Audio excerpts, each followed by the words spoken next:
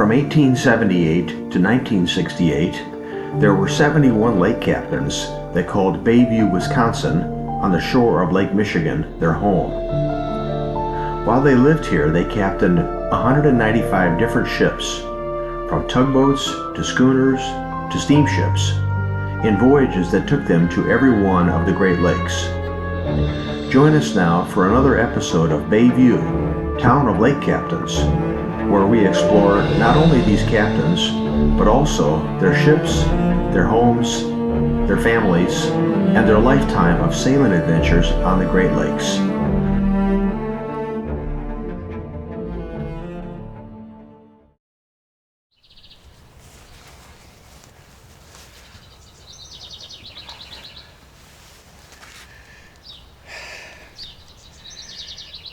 Well, hi everybody. A beautiful day in Bayview, to be sure. Supposed to hit 80. Roses are out. Everything's right with the world. Doing things a little bit differently this time. Instead of going right from the introduction into the drone,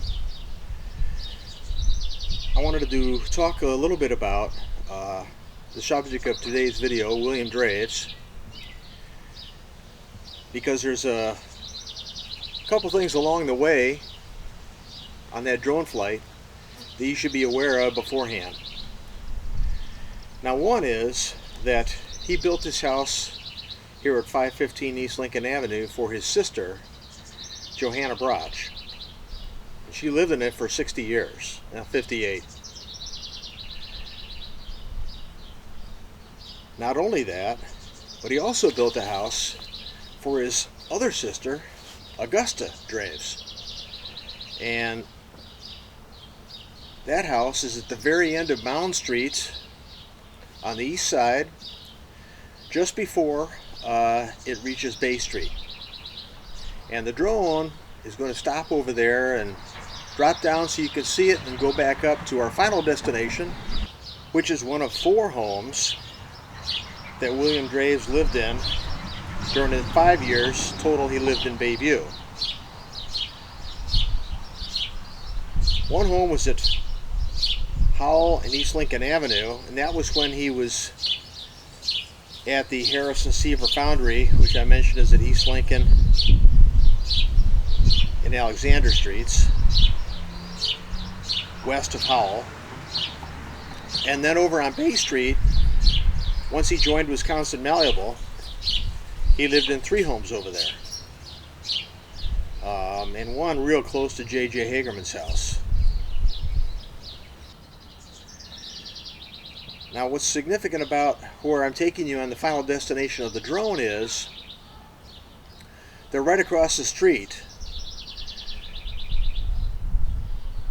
was America's largest malleable iron company, Wisconsin Malleable Iron Company.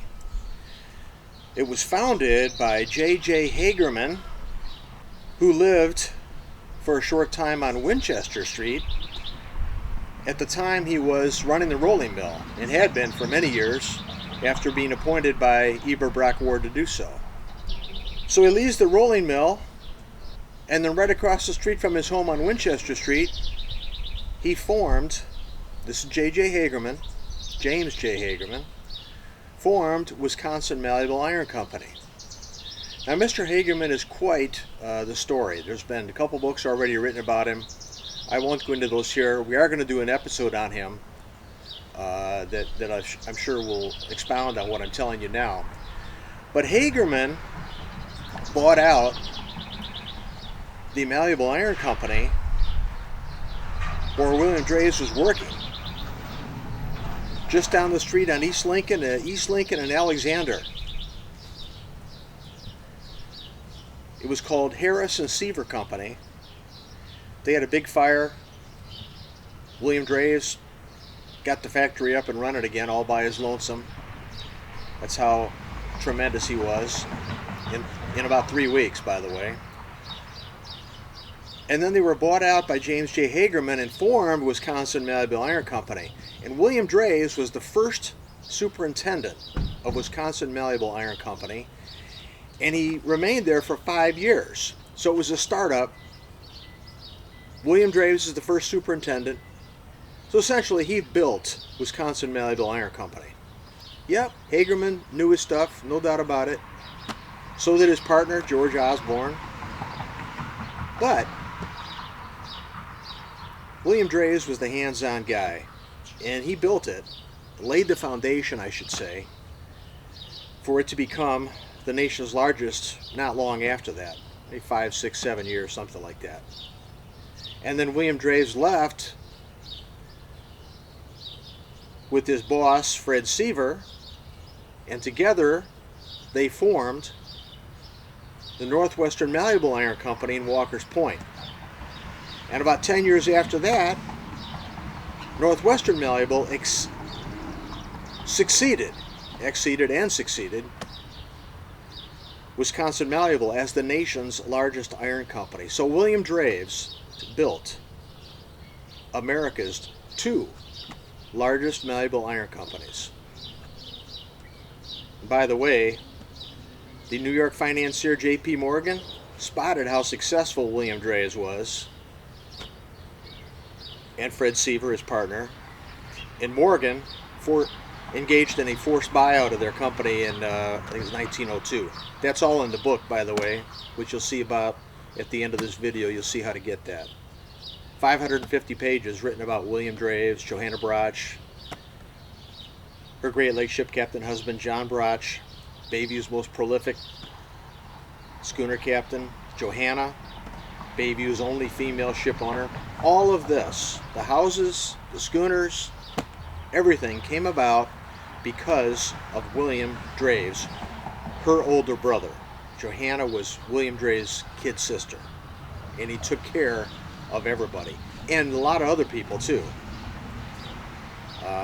He was tremendous, and he's never been reported on in Bayview before. So this is a first. I think you'll learn some new things. I hope you will. And I'm going to talk a little bit more about this when we get over at the location of his house, one of his homes, that was right across the street from Wisconsin Malleable Iron Company. And I might add, maybe a couple 100 feet from James J. Hagerman's house. And so with that, we will launch the drone. And oh, by the way, this video is specifically timed now to coincide with, or to act as a prelude for, the dedication of the historic marker for this house at 515 East Lincoln Avenue to honor Johanna Brotch, William Draves' kid sister, as Bayview's only female ship owner. Saturday, 13 July, 11 a.m. Free tour of the house afterwards. You're welcome. Please come on by. And so we're going to do this video and a couple on John Brotch, her Johanna's Great Lakes ship captain husband. One of the sailing adventures he had while he lived in this house. It's spectacular. And so I'll be sharing that with you in a future episode. All right, off to the drone. I will see you on the other side. Oh, don't forget, hats off to our Bayview Lake captains. Bye-bye. See you over there.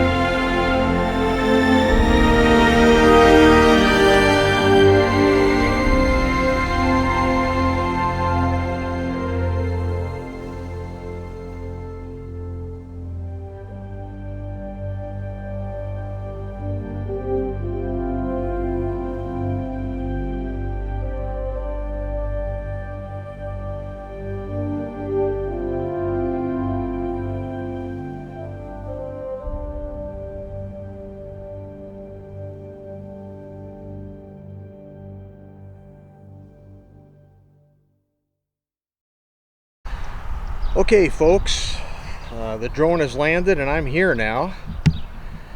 Not transported, I actually walked over here about 5 minutes. I'm going to show you the site of where Wisconsin Malleable used to be. We're standing at the site of one of the homes of William Draves. So let me turn this camera slowly here. And we're headed there's towards the lake. There's Bay Street. Okay, and then right opposite us here used to be Wisconsin Malleable Iron Company, the nation's largest until 1902, when it was surpassed by Northwestern Malleable Iron Company, which William Draves co-founded in Walker's Point. Okay, so, and here we are here, and I'll see if I can come up behind the camera. Hopefully you can see me.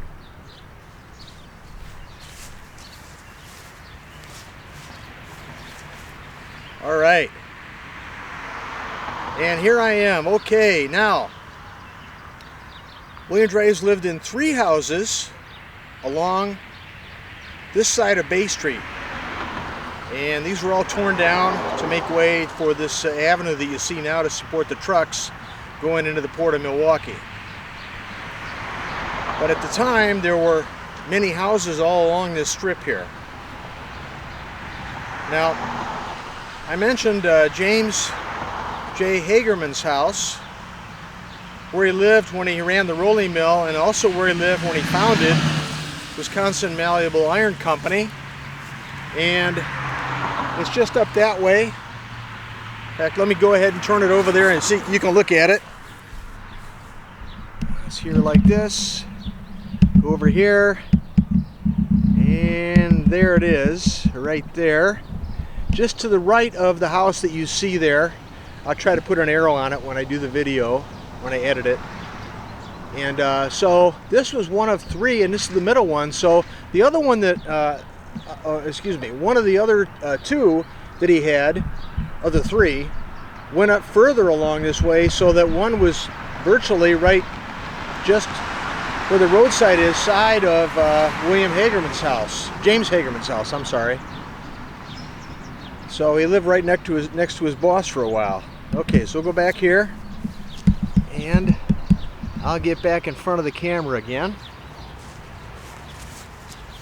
Okay, hope you can see me all right, hear me okay. All right, so William Draves lived in 4 different houses over 5 years. Talked about Wisconsin Malleable. And then he was so successful that they formed Northwestern Malleable, which is in Walker's Point. Now,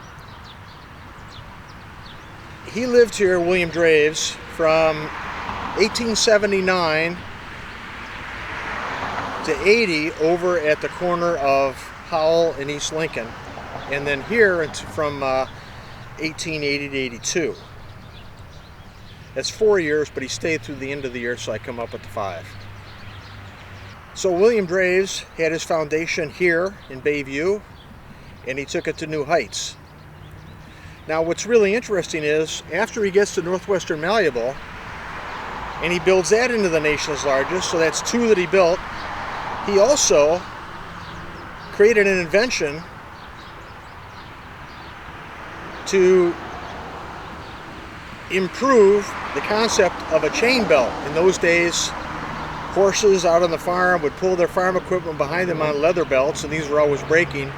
So people were trying to make more secure attachments for the horses to pull that farm equipment by using iron belts. But they couldn't get it to work. For several decades they were trying to get it to work, and they couldn't do it. Well, William Draves got it to work. His didn't last as long as the wife of William LaValle, whose idea it was, who came down from Minneapolis and asked Northwestern Malleable for help. His wife followed William Draves with that invention of a chain belt. She fine-tuned it, and she was the one that actually took it to its heights. But William Draves proved that it could be done, which up to that moment, everyone had failed doing.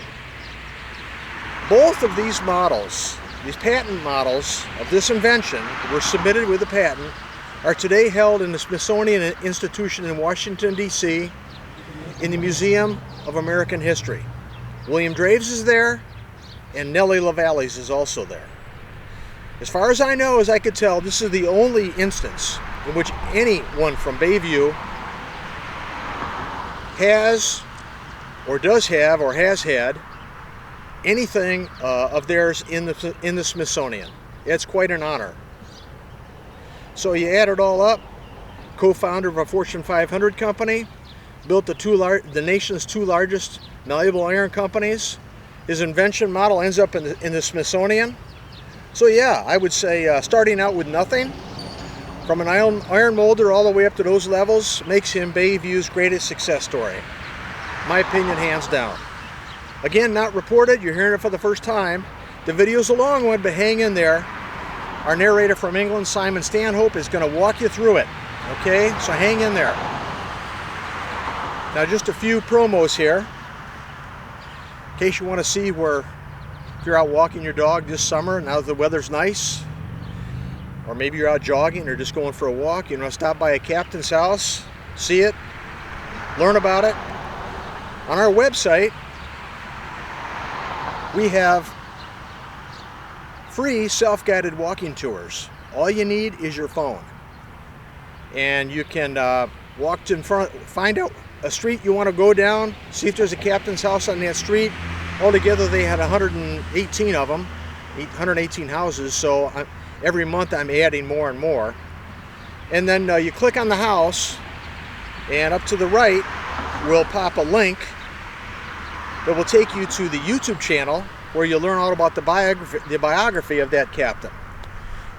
And then, since you're already on the website to find the house, go to the blog and you will see all the sailing adventures that captain had while he lived in that particular house. And it's for every house he lived in, because some lived in more than others. So you can see when he lived in that house, this is the sailing adventure that he had. And some of them are just unbelievable. I mean, they're unbelievable. They're great.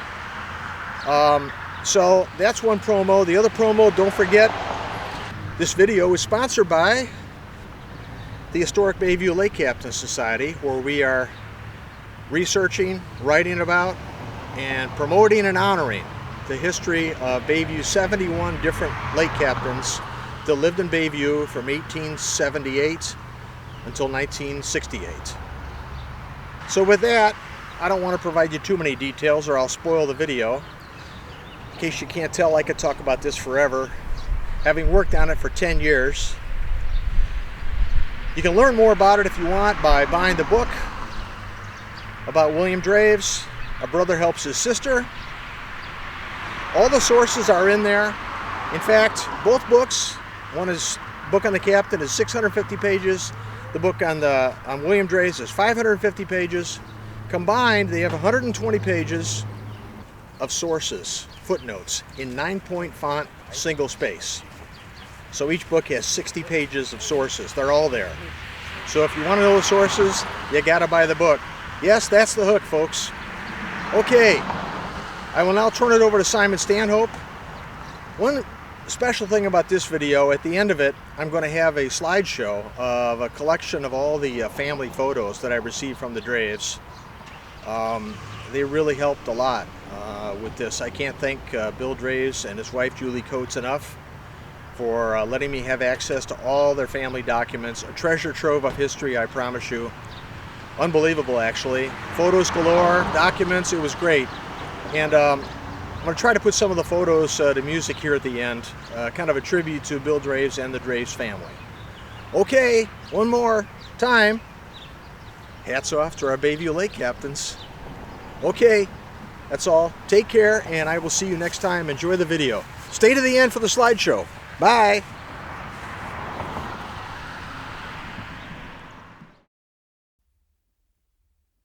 Welcome to another installment of Bayview, Town of Lake Captains, where we discuss the lives of the 71 different lake captains that once lived in Bayview, Wisconsin, during the late 19th and early 20th centuries, in the age of sail and steam. This discussion will include their ships, their homes, their families, and their lifetime of sailing adventures on the Great Lakes. Today we will be discussing the life of William A. Draves, Bayview's greatest rags-to-riches story. He was not a lake captain, but has a place in our catalogue of these episodes on Bayview's lake captains because he financed at least 2 schooners, and possibly more, for his sister, Johanna Brotch of 515 East Lincoln Avenue in Bayview, to own, and for her husband, Captain John Brotch, to sail throughout all but one of the Great Lakes. This connects William Draves permanently with Bayview's substantial maritime history. His life, his sister Johanna's, her lake captain husband John Brotch, and related new discoveries about Bayview are reported in great detail in the new 550-page book, A Brother Helps His Sister, the true story of William A. Draves, the schooner Arctic, and the house at 515 East Lincoln Avenue. Due to the book's size, it is being released in volumes, with Volume 1 having been released on 1st March 2024. Future volumes will follow quarterly. These are available in both ebook and paperback form on Amazon.com and HenchHouseBooks.com. All proceeds from the sale of this book and its companion volume, Bayview, Town of Lake Captains, go to support Bayview maritime projects discussed in our very first introduction video on this channel.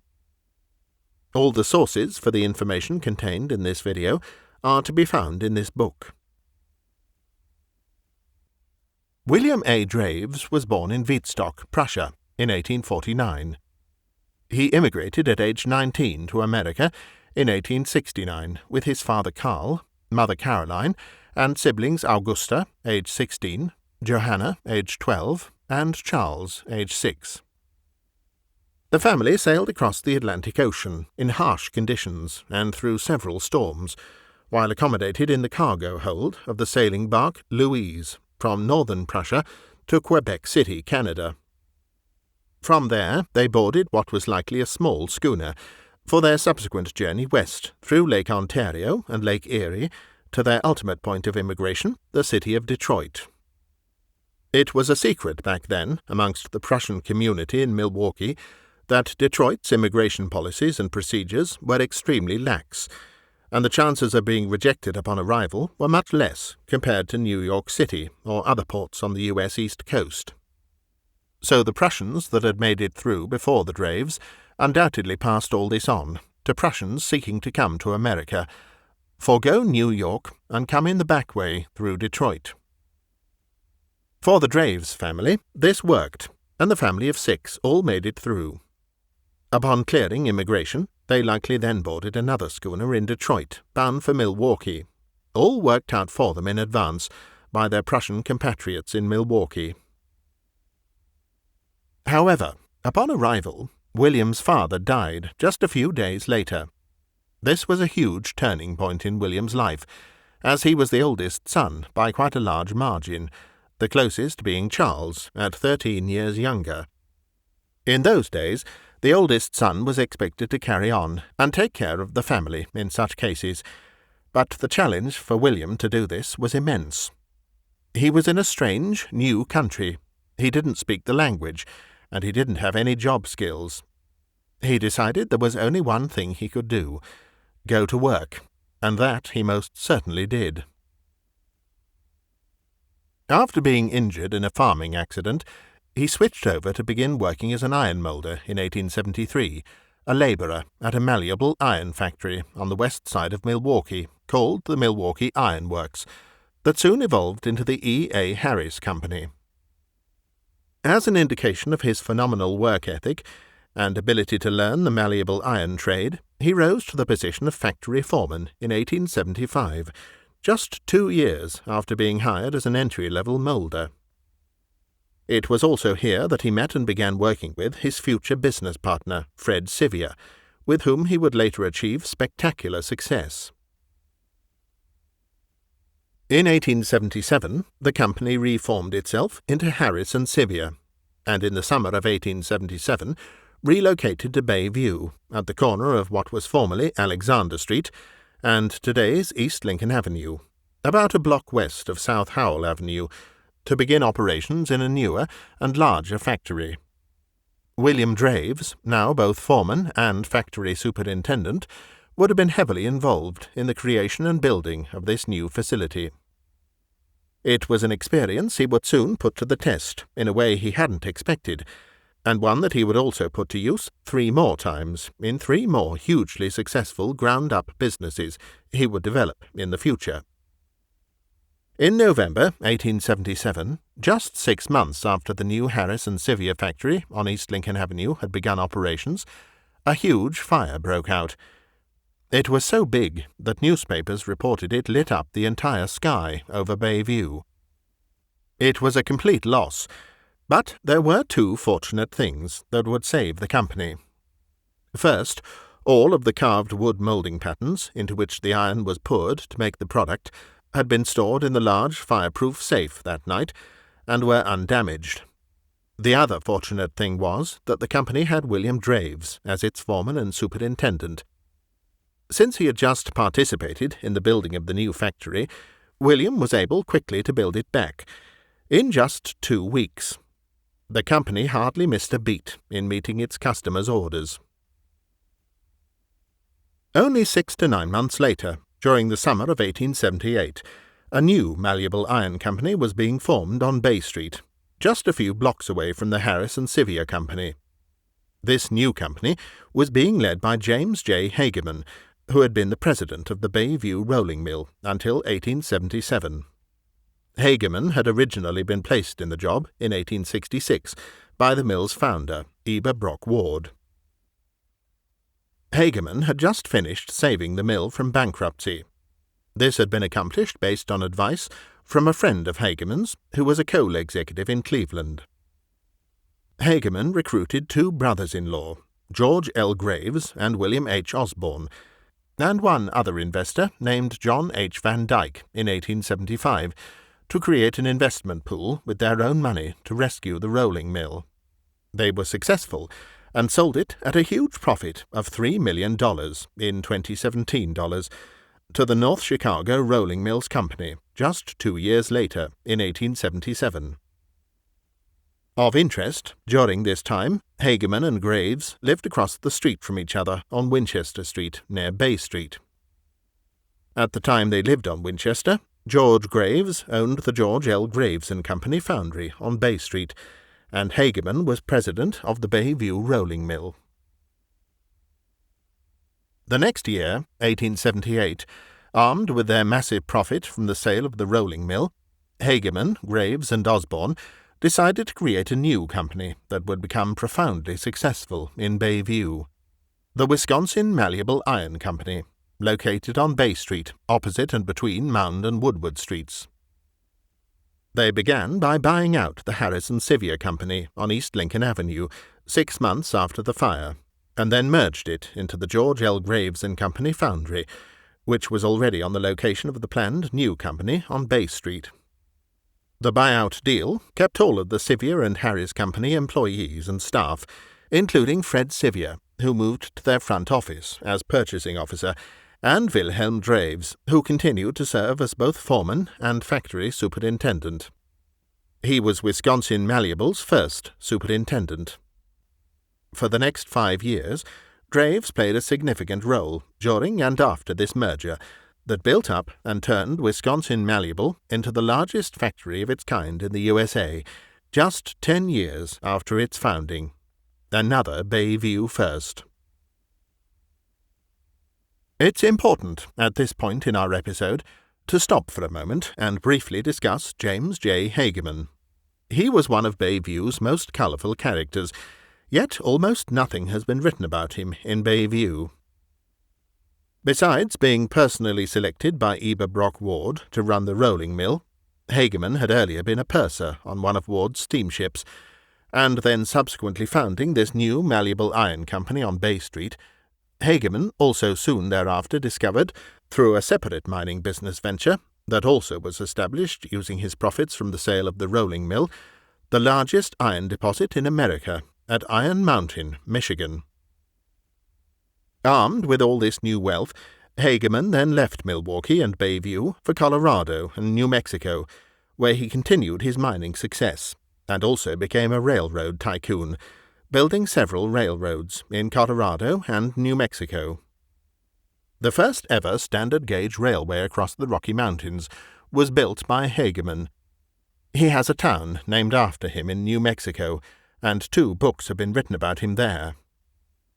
His Bayview connection is discussed in detail in the book mentioned earlier, A Brother Helps His Sister, which is, to the author's knowledge, the first time anything of detail has been written about him in Bayview. Hageman will also be the focus of a future episode on this channel, due to his early maritime background with Eber Brock Ward, as well as Hageman's business relationship with William Draves, Bayview shipowner and successful entrepreneur. J. Hageman was one of Bayview's most colourful and interesting residents, no doubt about it. Back to our story.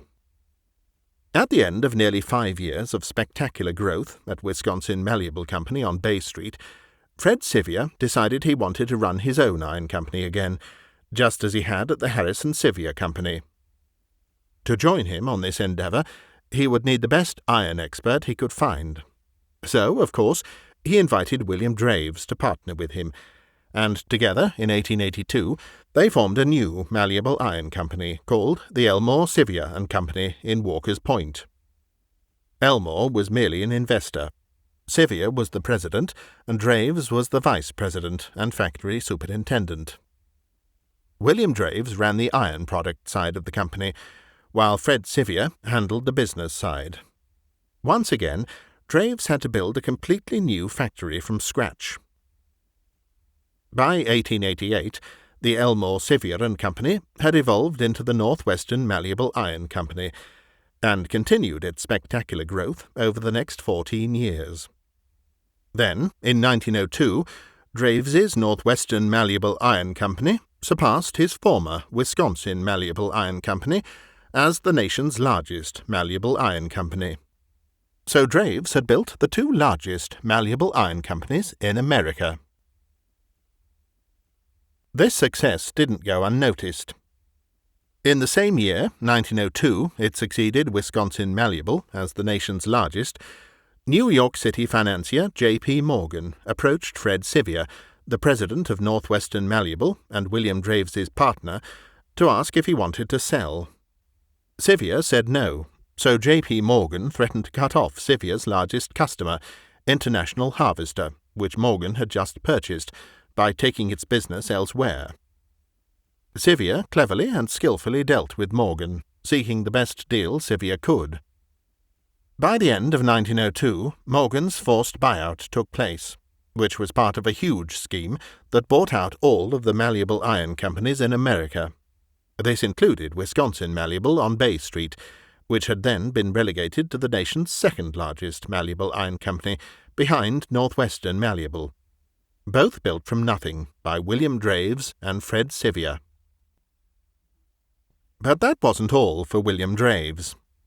During the late 1880s, when Northwestern Malleable was growing into a huge success, an entrepreneur approached Sevier and Draves for help making iron links to replace leather belts on farm machinery that broke frequently and were a cause of major delays in farm production. That entrepreneur was a man named Christopher LaValle, who had just moved to Milwaukee from Minneapolis. LaValle had been trying, but failing, for years to get this concept to work. But the iron links he designed didn't last long and kept breaking soon after use.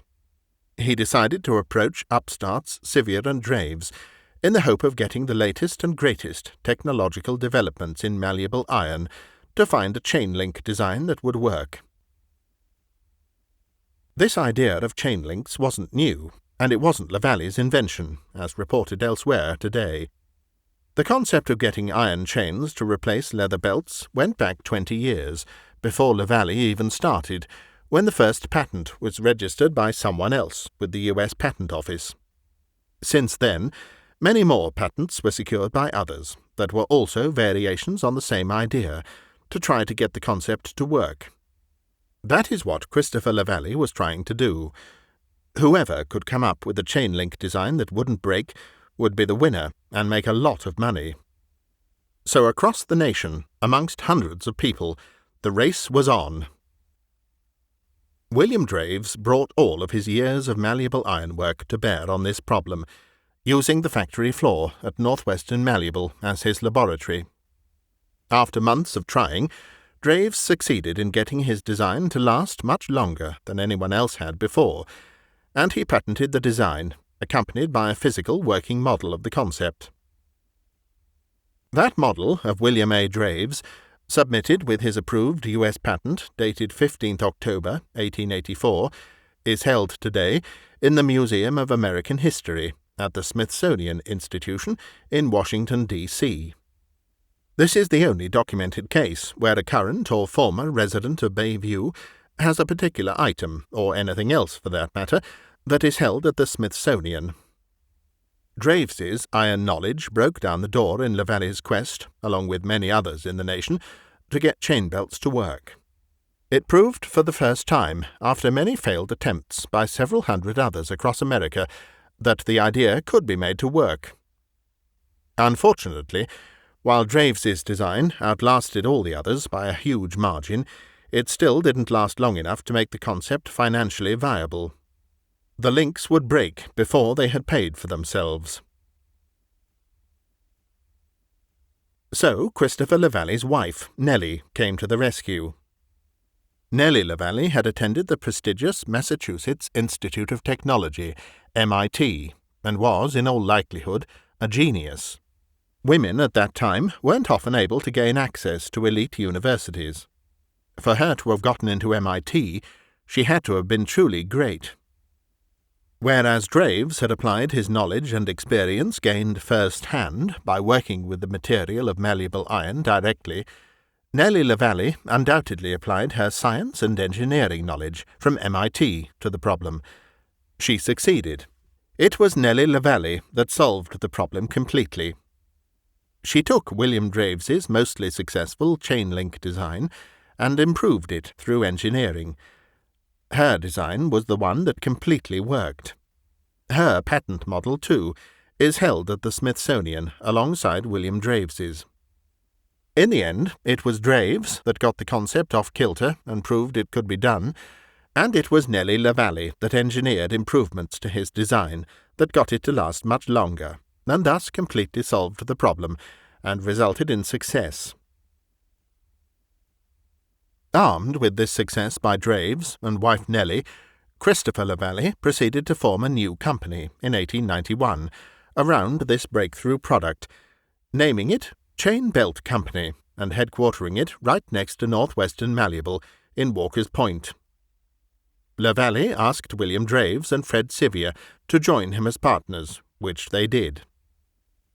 The Chain Belt Company became extremely successful, and today has evolved into Rexnord, Inc., a Fortune 500 company. On Rexnord's website and Facebook page, it has a section dedicated to Christopher Lavalley, crediting him with founding Chain Belt Company after the success of his chain belt. No mention is made of William Draves or Nellie Lavalley.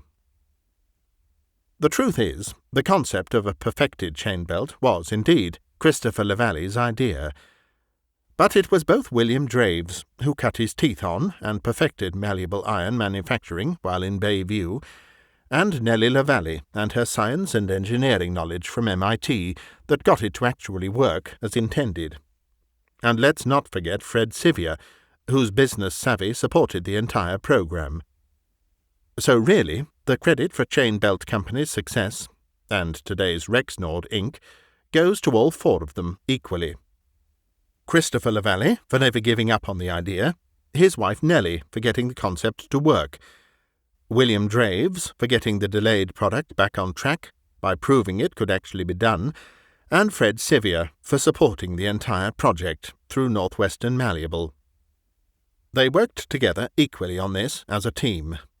Rexnord, Inc. needs to amend its website and Facebook page. But even with these phenomenal successes, Wisconsin Malleable and Northwestern Malleable both becoming the nation's largest, and Chain Belt Company moving on to eventually become a Fortune 500 company, William Draves kept going.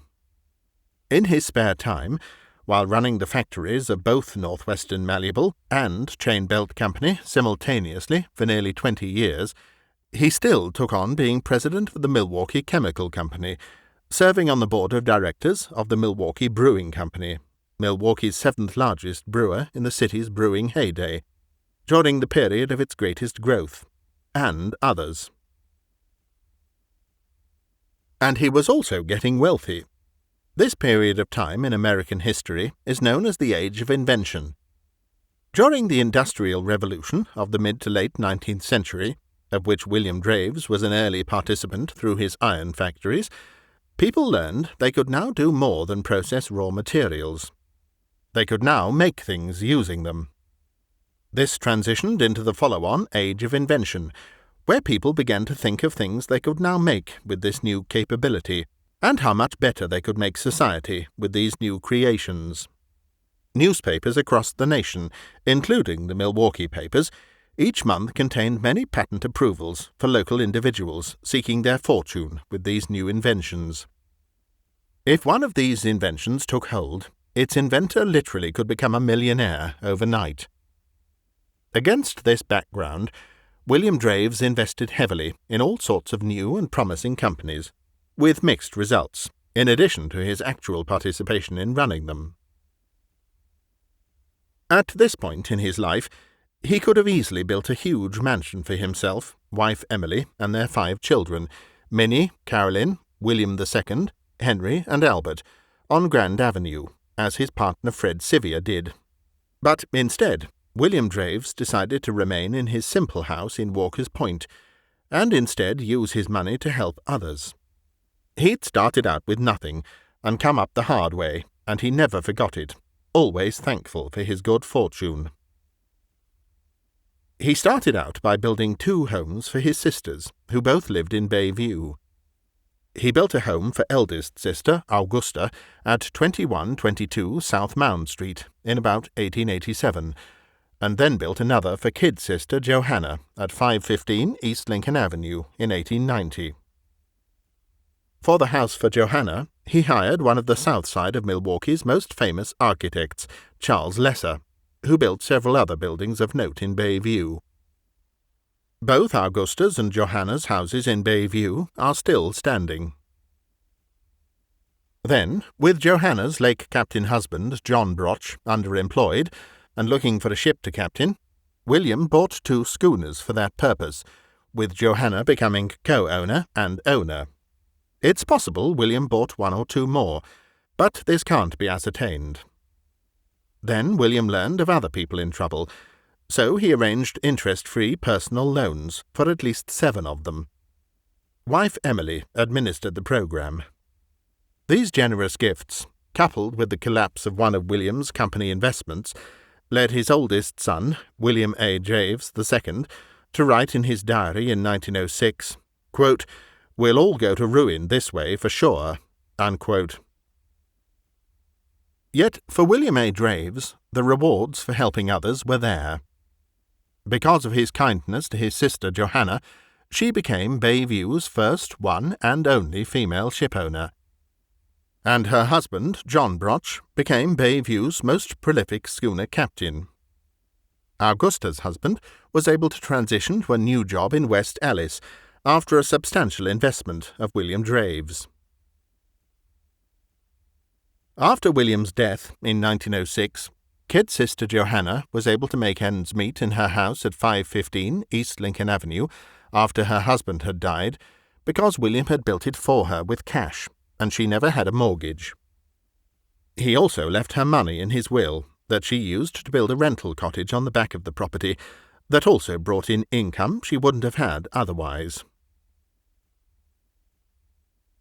William A. Draves died of myocarditis, a viral heart infection, in March 1906. Basically, he had worked so hard for so long that his body became run down, and the virus was able to enter, the price paid for all those grinding years of working and building. Today, he has a place in Bayview history, not only as a schooner financier and de facto owner, but also as its greatest rags-to-riches story. He was the embodiment of the American dream, and proved that America was indeed the land of opportunity. He came to America with nothing, and built 3 immensely successful companies through sheer will and determination. His story is why immigrants sought to come to America, to have a chance that freedom provided. What they did with that chance was up to them, and William Draves proved he was more than up to that challenge. WAD-1, as he is affectionately known by his descendants today, could have easily built a magnificent mansion with his success, bought a beautiful yacht, or purchased the finest horse-drawn carriage in Milwaukee. Instead, he chose to help others, and in doing so demonstrated what's most important in life, reaching out to and helping other people. If you'd like to read more, and in much greater detail, about William A. Draves and his connection to Bayview, please buy the new 550-page book, A Brother Helps His Sister, The True Story of William A. Draves, the Schooner Arctic, and the House at 515 East Lincoln Avenue. All the sources for this video are to be found there. Due to the book's size, it is being released in volumes, with Volume 1 having been released on 1st of March 2024. Future volumes will follow quarterly. These are available in both e-book and paperback form, and all proceeds from their sale go to support Bayview maritime projects discussed in our very first introduction video on this channel.